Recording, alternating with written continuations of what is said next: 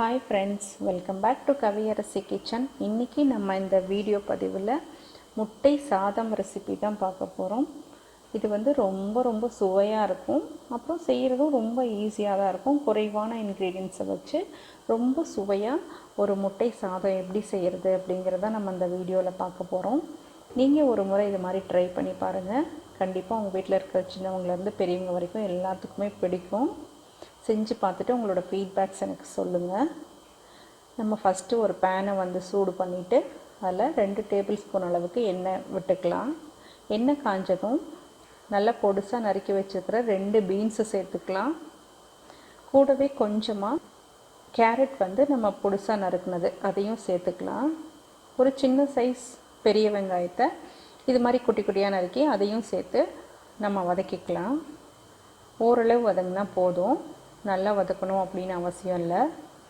ஓரளவு வதங்கினதும் ஒரு அரை தக்காளி குட்டி குட்டியாக கட் பண்ணி வச்சுருக்கிறதையும் சேர்த்து நம்ம ஓரளவுக்கு வதக்கிடலாம்.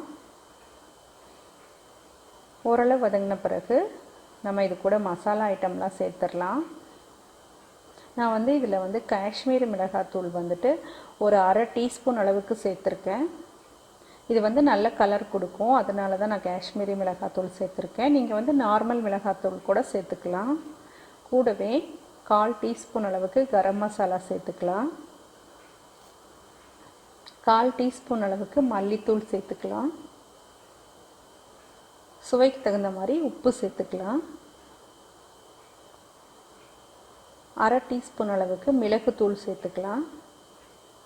நான் வந்து இதில் சிக்கன் மசாலா, சக்தி சிக்கன் மசாலா தான் யூஸ் பண்ணியிருக்கேன். சிக்கன் மசாலா கண்டிப்பாக சேருங்க, அதுதான் வந்து இதுக்கு நல்ல ஃப்ளேவரை கொடுக்கும் இந்த முட்டை சாதத்துக்கு. நீங்கள் எந்த பிராண்டு வேணால் யூஸ் பண்ணிக்கோங்க, ஆனால் கண்டிப்பாக சேருங்க. கூட 2 பச்சை மிளகாய் சேர்த்துட்டு இதை வந்து பச்சை ஸ்மெல் போகிற வரைக்கும் கொஞ்சம் வதக்கிக்கலாம்.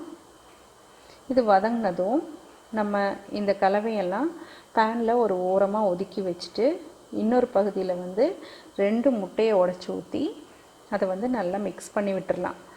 அந்த முட்டை நல்லா உருண்டு வரணும், அது வரைக்கும் நம்ம கலந்து விட்டுடலாம். அடுப்பை வந்து சிம்மில் வச்சுக்கோங்க, இல்லைன்னா அடியில் பிடிச்சிரும். பாருங்கள், இந்த மாதிரி உருண்டு வந்ததும் நம்ம காய்கறி கலவையோட அந்த முட்டையும் சேர்த்து நல்லா வதக்கிடலாம். இது நல்லா கலந்து வந்ததும் நான் வந்து 1 கப்பு சாதம் வந்து இதில் சேர்த்துட்டு நல்லா கலந்து விட்டுடலாம். முட்டை கலவையும் சாதமும் ஒன்றா கலந்து வர அளவுக்கு நம்ம நல்லா கலந்து விட்டுடலாம்.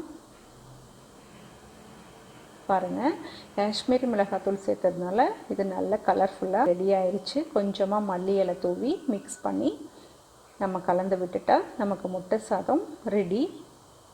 என்ன ஃப்ரெண்ட்ஸ், இந்த ரெசிபி உங்களுக்கு கண்டிப்பாக பிடிச்சிருக்கும் அப்படின்னு நம்புகிறேன்.